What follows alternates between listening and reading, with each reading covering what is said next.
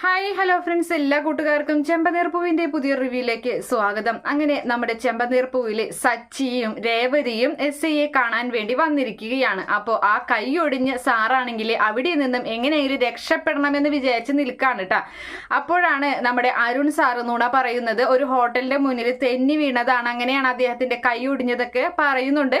അങ്ങനെ ആ സമയം നമ്മുടെ രേവതി പറയാണ്, സാറേ എന്തിനാണ് ഇങ്ങനെ കള്ളം പറയുന്നത് സാറേ, ഇവർക്ക് ഈ സ്റ്റേഷനിലുള്ള പലർക്കും അറിയാം എന്താണ് സംഭവിച്ചതെന്ന്, എന്താണ് സത്യമെന്നുള്ളത്. ഇവര് നുണ പറയുകയാണ് സാറേ എന്നിങ്ങനെ രേവതി പറയുമ്പോൾ SIക്ക് ചെറിയൊരു സംശയം. SI ആദ്യം നമ്മുടെ സച്ചിയെ പ്രതികൂലിച്ചാണ് സംസാരിച്ചത്. ഒരിക്കലും ഇനി ഇവന് വേണ്ടി ഞാൻ സംസാരിക്കില്ല, ഇവന് ഇടയ്ക്കിടയ്ക്ക് ഇങ്ങനെ ഒരു പരിപാടി ഉണ്ടെന്നൊക്കെ പറഞ്ഞിട്ട് ഇങ്ങനെ നിന്നിരുന്നതാണ്.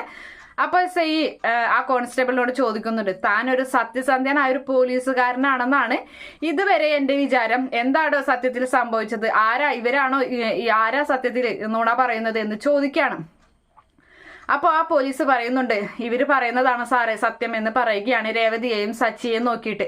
അപ്പോൾ താൻ ആർക്ക് വേണ്ടിയിട്ടാണ്, താൻ ആര് പറഞ്ഞിട്ടാണ് ഇങ്ങനെ കള്ളം പറഞ്ഞത് എന്ന് ചോദിക്കുമ്പോൾ അരുൺ സാറ് പറഞ്ഞിട്ടാണ് എന്ന് പറയുമ്പോൾ അരുൺ ആകെ ഒരു വെപ്രാളവും കാര്യങ്ങളും. അരുൺ പറയുന്നുണ്ട്, സോറി സാർ, പെട്ടെന്ന് അങ്ങനെ ക്ഷമിക്കണം എന്നോട് എന്നൊക്കെ പറയാണ്. എന്തായാലും ഇതിന്റെ ഭവിഷ്യത്ത് താൻ എന്തായാലും അനുഭവിക്കും, മുകളിൽ നിന്ന് എന്ത് ശിക്ഷ കിട്ടിയാലും താൻ അത് ഏറ്റെടുത്തോളണം എന്നും കൂടി ആ SI അരുണിനോട് പറയുന്നുണ്ട്. എന്തായാലും SIയോട് നന്ദിയൊക്കെ പറഞ്ഞ് ലൈസൻസും അതുപോലെ തന്നെ കാറിന്റെ കീയും എല്ലാം വാങ്ങി അവർ വീട്ടിലോട്ട് പോവുകയാണ്.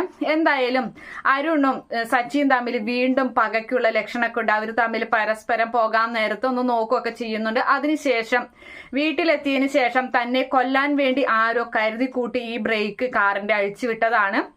തന്നോട് ആർക്കാണ് ഇത്ര അധികം ദേഷ്യമുള്ളത്? ഇനിയിപ്പോ ശ്രുതിക്കോ മറ്റോ ആണോ? എന്തായാലും കൊല്ലാൻ കൂട്ടിയ കൂട്ടത്തിൽ നിങ്ങളുണ്ടോ എന്നിങ്ങനെ ചന്ദ്രയോട് നമ്മുടെ സച്ചി ചോദിക്കുകയാണ്. അപ്പൊ ചന്ദ്ര പറയുന്നുണ്ട്, എന്താ സച്ചി നീ പറയുന്നത്? ഞാൻ എന്തിനാ നിന്നെ കൊല്ലാൻ വേണ്ടി മറ്റുള്ളവർക്ക് കൂട്ടു നിൽക്കേണ്ട ആവശ്യം? ആരായാലും എന്താ സച്ചി നീ പറയുന്നത്? ഞാൻ നിന്റെ അമ്മയല്ലേ എന്നിങ്ങനെ ചോദിക്കുന്നുണ്ട്. എന്തായാലും ചന്ദ്ര ഇതിൽ നിരപരാധിയാണ്. ചന്ദ്ര അത് അറിഞ്ഞിട്ട് പോലുമില്ല.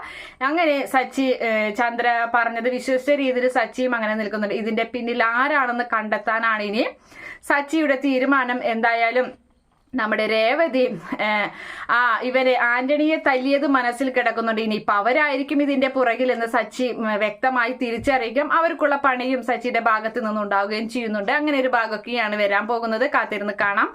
എന്തായാലും ഈ റിവ്യൂ ഇഷ്ടപ്പെടുകയാണെങ്കിൽ ഈ ചാനൽ ഒന്ന് സബ്സ്ക്രൈബ് ചെയ്ത് സപ്പോർട്ട് ചെയ്യണേ. Okay friends, bye, thank U.